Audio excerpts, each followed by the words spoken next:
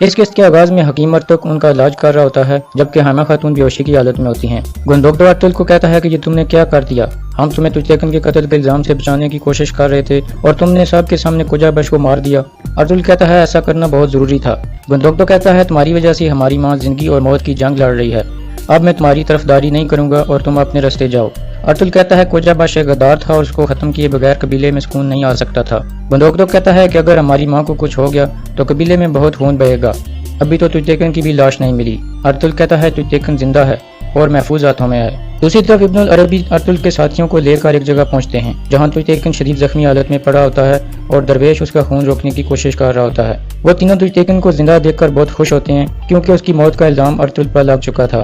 ترگت پوچھتا ہے کہ یہ آپ کو کیسے ملا، پھر ابن العربی اسے سارا واقعہ بتاتے ہیں۔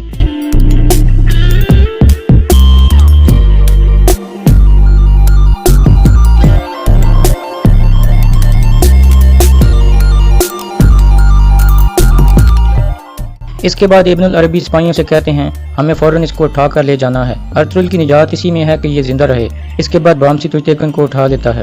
دوسری طرف کرکل سردار کی طبیعت خراب ہوتی ہے۔ وہ کہتا ہے کہ میں نے ارطغرل کو اپنے بیٹے سے بھی زیادہ اہمیت دی، لیکن اس نے کیا کیا، اس نے میرے ہی بیٹے کو قتل کر دیا اور قجہ بش کو بھی مار دیا جس کو میں نے اپنے ہاتھوں سے تربیت دی تھی۔ گمستیکن کہتا ہے کہ اگر آپ نے ہوش سے کام نہ لیا تو دونوں قبیلوں کے درمیان بہت خون خرابہ ہو جائے گا، ہمیں اس مسئلے کا حل سوچ سمجھ کر نکالنا ہوگا۔ کرکل سردار کہتا ہے کہ اگر ارطغرل کو سزا مل جائے اور کئی قبیلے کو یہاں سے نکال دیا جائے تو میں مطمئن ہو جاؤں گا اور مزید کسی کا خون نہیں بہے گا، صرف ایک آدمی کا خون بہانا ہوگا اور وہ ہے ارطغرل۔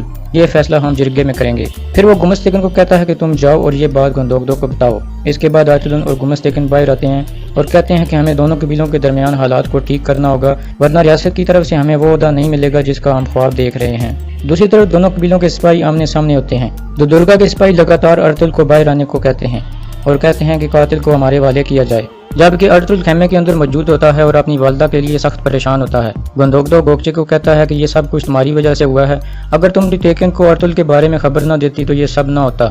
اس کے بعد سلجان اور ارطغرل بھی اس کو ڈانٹتے ہیں کہ ایسا کر کے تم نے دونوں قبیلوں کے درمیان اختلافات بڑھا دیے ہیں۔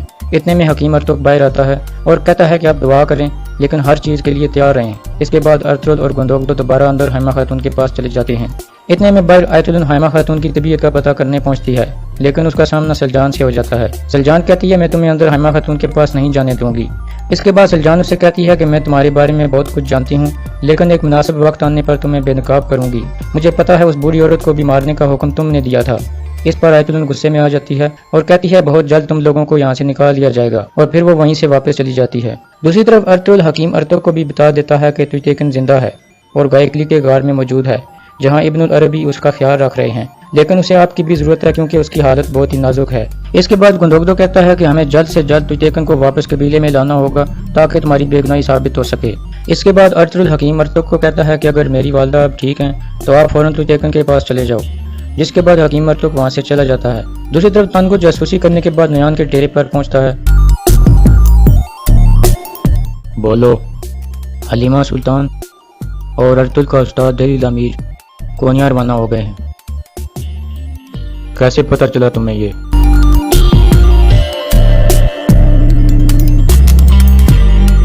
تان کو جھوٹ بولتا ہے اور کہتا ہے کہ ہمارا ایک سپاہی قبیلے کی جاسوسی کر رہا تھا، اس نے بتایا ہے، اور مجھے لگتا ہے کہ وہ کاغذات ارطغرل کے ہاتھ لگ گئے تھے جو سنگرتیکن نے ارتکش کو بھیجے تھے، اس لیے ارطغرل نے حلیمہ اور دہلی تعمیر کو وہ کاغذات دے کر سلطان اللہ الدین کی طرف روانہ کیا ہے۔ نیان کہتا ہے کہ فوراً ان کے پیچھے جاؤ، ان کاغذات کے اندر منگول فوج کی بہت سی معلومات ہوں گی، سلطان اللہ الدین کے پاس وہ کاغذات نہیں پہنچنے چاہیے، پہلے تم ان سے کاغذات لینا اور پھر دونوں کو مار دینا۔ اس کے بعد نیان کہتا ہے کہ اولو بلگے کو کہو کہ آج رات کے لیے کچھ جنگجو تیار کرے جو لڑنے اور مرنے کے لیے بے چین ہوں۔ میں نے ارطغرل سے وعدہ کیا تھا کہ میں اس کے پاس موجود ہر چیز چھین لوں گا، اس کا قبیلہ، اس کی عزت اور سب کچھ۔ دوسری طرف ارطغرل کے ساتھی تجتیکن کو اٹھا کر غار کی طرف جا رہے ہوتے ہیں اور غار میں پہنچ کر اس کو لٹا دیتے ہیں۔ اس کے بعد ابن العربی اس کا معائنہ کرنے لگتے ہیں۔ دوسری طرف قبیلے میں حائمہ خاتون کو ہوش آ جاتا ہے، جس پر ارطغرل اور گندوکدو بہت خوش ہوتے ہیں۔ اس کے بعد حائمہ خاتون دونوں کو ہاتھ پکڑ کر کہتی ہیں کہ تم دونوں ہمیشہ اکٹھے رہنا۔ پھر گندوکدو سے کہتی ہیں کہ ارطغرل اور اس قبیلے کا خیال رکھنا اور قبیلے کی سرداری کا حق تمہارا ہے۔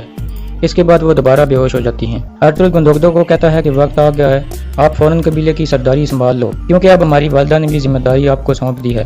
गंदोगदो कहता है कि मैं बिल्कुल इसके लिए तैयार हूँ, लेकिन मैं तुमसे खौफजदा हूँ कि अगर मैंने कोई ऐसा फैसला किया जो तुम्हें पसंद ना आया तो फिर क्या होगा, क्योंकि पहले भी तुमने कई फैसलों की मुखालफत की और ज़्यादातर तुम सही थे। अर्तुगरुल गंदोगदो का हाथ चूमता है और कहता है, आप फिक्र न करें, मैं आपके लिए जान भी कुर्बान कर दूंगा।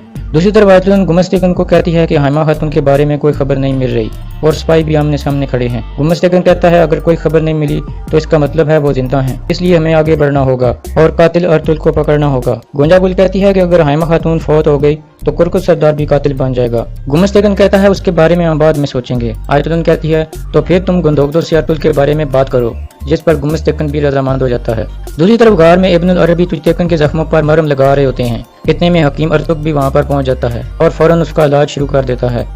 इसके बाद हकीम अर्तुग कहता है, कबीले के हालात काफी खराब हैं। अर्तुल भाई ने कोजा बश को मार दिया है, लेकिन कुरकुत सरदार ने हाइमा खातून को खंजर मार दिया है। ये क्या कह रहे हैं आप?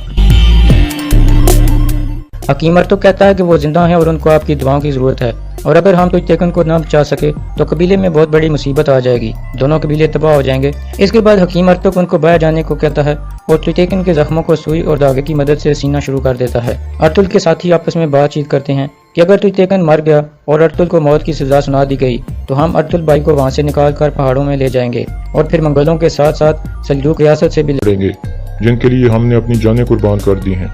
और यहाँ इस किस्त का इख्तिताम हो जाता है।